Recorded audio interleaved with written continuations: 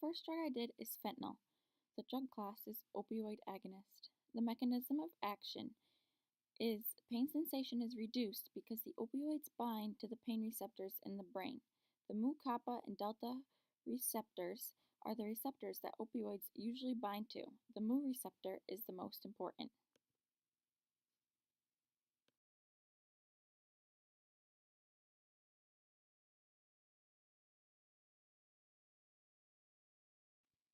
Why would someone use fentanyl?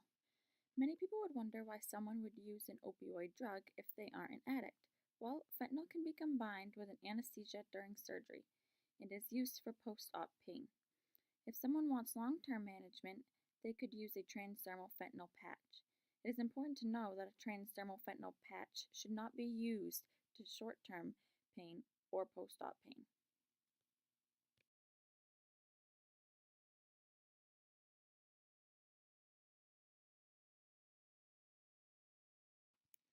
There are many side effects that can arise with fentanyl. Many systems of the body can be affected by this drug, as you see listed above. Some side effects associated with fentanyl include seizures, depression, dizziness, arrhythmias, hypertension, diaphoresis, hallucinations, dry eyes, anorexia, abdominal pain, nausea and vomiting, urine retention, hypoventilation, apnea, respiratory depression, and physical dependence. Those that abuse this drug can have a major behavioral changes and suicidal thoughts as well. It is important to be aware of that as a nurse so patients can get the right help needed.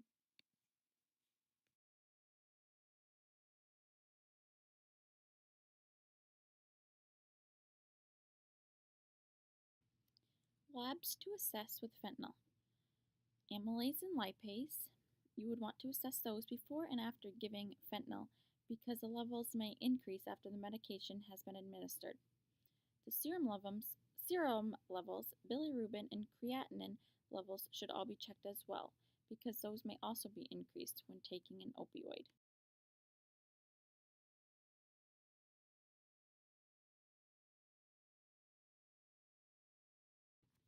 Patient education for fentanyl.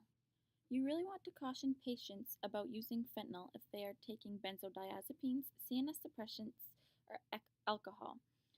They should not be used at the same time as they can cause additive effects. When fentanyl is used during surgery, you want to encourage the patient to turn, cough, and deep breathe after surgery. Proper education that comes with using the patch is important as well. You want to teach the patient to wash and dry the area they are going to put the patch on before applying. You also want to be sure the patient doesn't alter the patch in any way, such as cutting it, because the intranasal and transmucosal can be fatal to children. You would want to advise the patient to keep fentanyl out of the reach of children. And lastly, don't ever stop the drug abruptly. A few other things I've found is that fentanyl has a potential for high risk of use and is a very potent analgesic. Also, some people sell fentanyl on the streets. The patches, they cut them up and they are called chiclets if they are sold on the streets.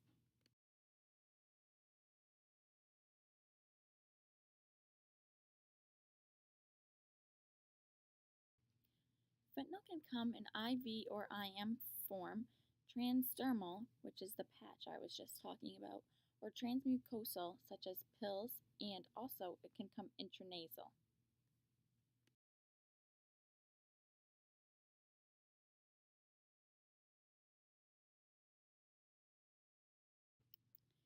When giving fentanyl, the nurse will want to do a respiratory assessment, specifically respiratory rate before and after administration.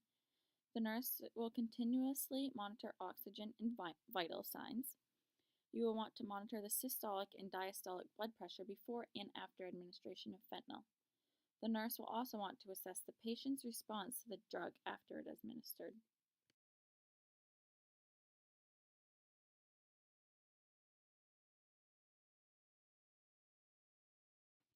The second drug I focused on is sumatriptan. The drug class is serotonin receptor agonist. The mechanism of action: 5-hydroxytryptamine, also known as 5-HT, is a serotonin chemical name. 5-HT is then further divided into receptors 5-HT1B and 5-HT1D, which are stimulated by tryptan. Once stimulated, headache symptoms should either be reduced or gone completely. Headache symptoms are reduced because the 5-HT receptors cause vasoconstriction in the cerebral arteries.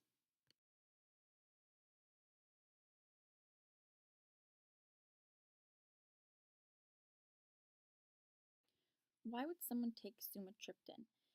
Patients who get migraines would take sumatriptan because it is an anti-migraine medication.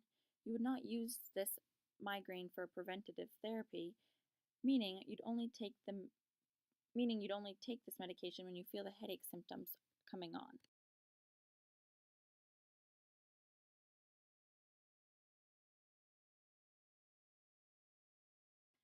Many side effects can arise from taking sumatriptan, some of which include dizziness, fatigue, atrial fibrillation, ventricular fibrillation, altered vision, nausea and vomiting, muscle cramps, diaphoresis, tight feeling in the head, and a feeling of tingling.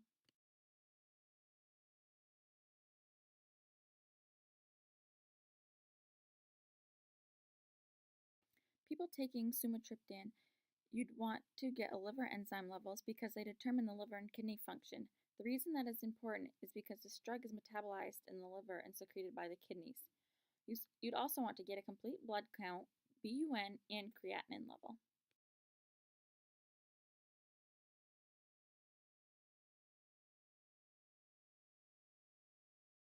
Patient education associated with sumatriptan. For those who take sumatriptan, you'd really want to inform them to only take it for treatment of migraines and not to prevent or reduce the occurrence. You also don't want to take the drug if you're pregnant or plan to become pregnant. The drug can be taken any time when migraine symptoms appear. You want to report all adverse reactions immediately to your doctor. You also want to teach how to take the drug depending on what form of the drug the patient would be taking.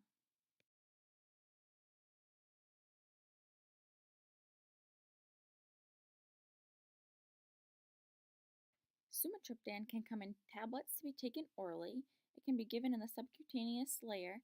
It can also be taken through the nose by intranasal spray or intranasal powder.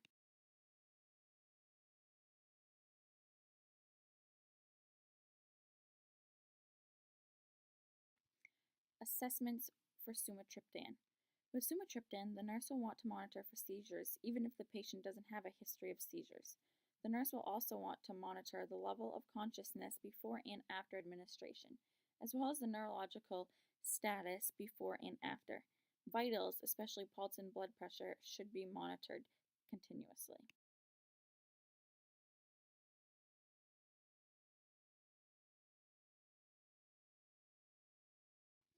Valsartan. The drug class of valsartan is angiotensin II receptor blocker. The mechanism of action, therapeutic effects in heart failure and vasodilating properties. The ARBs, angiotensin receptor blockers, may treat heart failure or hypertension. ARBs also have a measure of afterload. Afterload happens due to the ability to decrease systemic vascular resistance, which ARBs have the ability to do.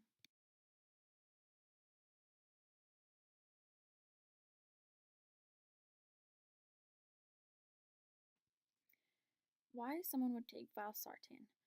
One reason someone may take valsartan is for hypertension or heart failure. A person may also take this medication if they are post-MI, myocardial infarction, to reduce cardiovascular death.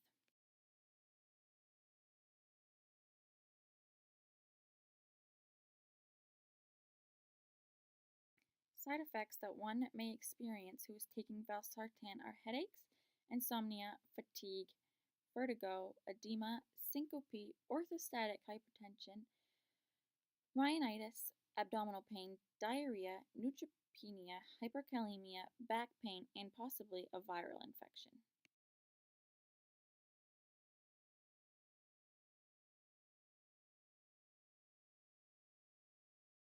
Labs to assess with valsartan. When getting labs for a patient on valsartan, you want to check the potassium levels, BUN, and creatinine as they may increase. You also want to check the neutrophil count as it may decrease.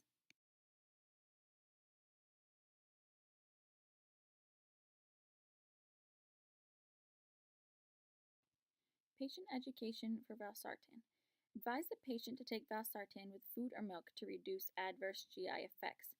Also advise them not to chew the capsules. If they have sprinkle capsules, they can be swallowed whole or carefully opened. Then the sprinkles can be put into a teaspoon of soft food. Swallow immediately. Do not chew. Syrup form may not be mixed with carbonated beverages. You want to tell your patient it is important to not stop taking this drug abruptly and to avoid driving with this drug. If you are pregnant or plan to become pregnant, then you will need to contact your provider. Lastly, if you experience nausea, vomiting, abdominal pain, or anorexia, then you need prompt medical attention. This could mean more serious complications are arising because they are symptoms of pancreatitis.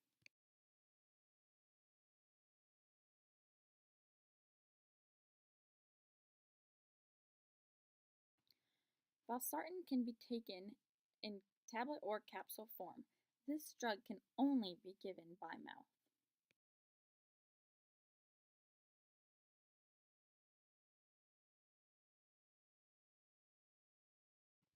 Because valsartan is a cardiac med, you will want to assess pulse, blood pressure, and heart rate before, during, and after administration.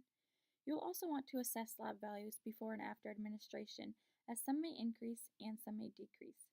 Also, assess for pain. Patients taking valsartan may experience pain in the back or abdomen. Assessing pain levels before, during, and after is important as well.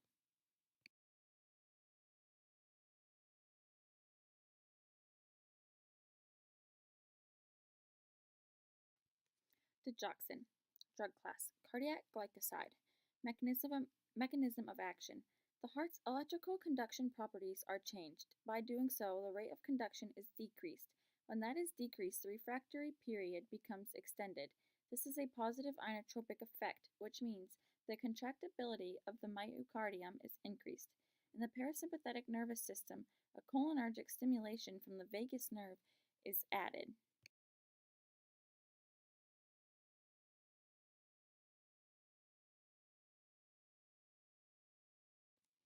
Why someone would take digoxin. Someone with systolic heart failure may take this drug, as well as someone with AFib. Also, if someone has atrial flutters which slow down the ventricular rate, they may also take digoxin.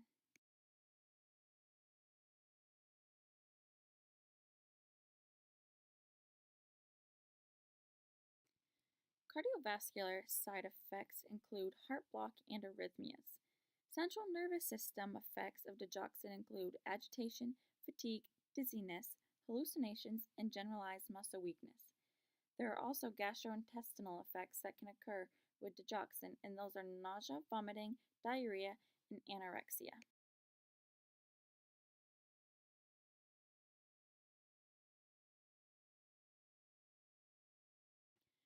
Labs to assess with digoxin. You'd want to assess potassium because that may be elevated for those who take digoxin. Also, calcium and magnesium can be elevated as well. You would want to monitor blood pressure and an ECG on a patient with digoxin because the PR interval may be prolonged or the ST segment may be depressed.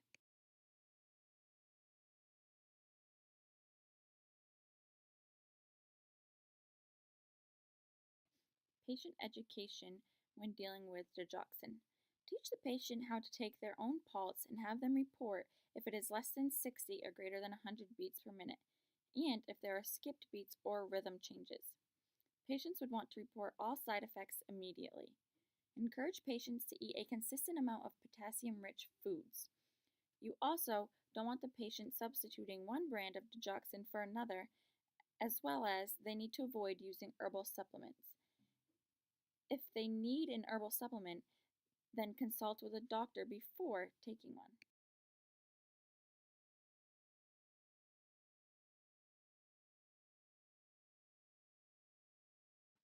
Digoxin comes in capsule or tablet form and can be taken by mouth, or it can be given through an IV.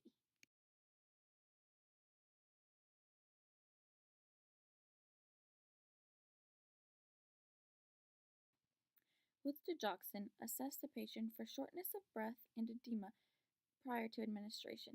Assess pulse rate and cardiac rhythms before, during, and after. Also assess lab values before and after for any changes, especially potassium, calcium, and magnesium. Finally, assess the patient's neurological status before and after, but especially after. Some patients may experience hallucinations, fatigue, or dizziness.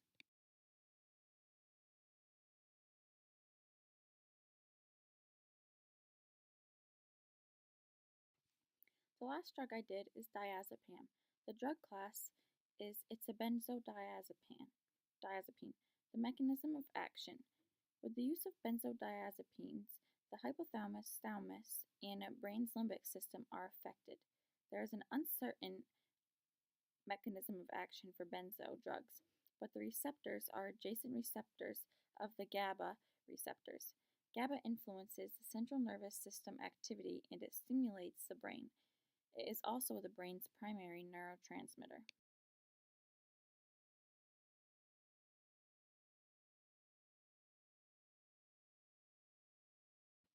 Why would someone take diazepam? Someone with anxiety may take diazepam. It may also be used for sedation and seizure disorders. Those who have muscle spasms or need muscle relaxation can take this drug. Diazepam is also used to treat alcohol addiction and withdrawal.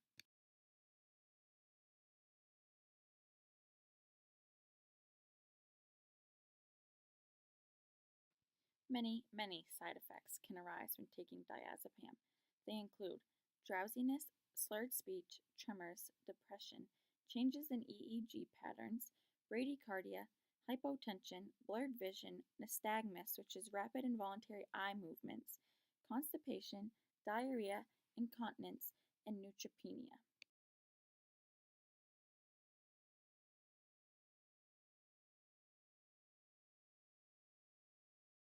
Labs to assess with diazepam. You want to assess the neutrophil count because that may decrease when taking this drug. You also would want to get a liver function test because those may be increased, which are your albumin, bilirubin, and total protein levels.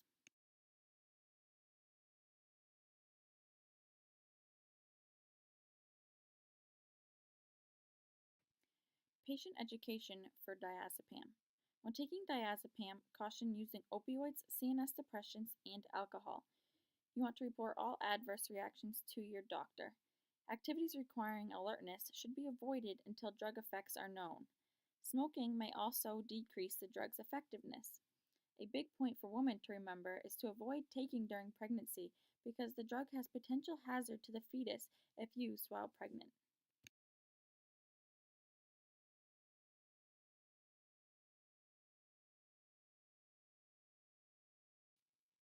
Available forms of diazepam. It can be taken orally, it can be given rectally, and it can also be given through IV or IM.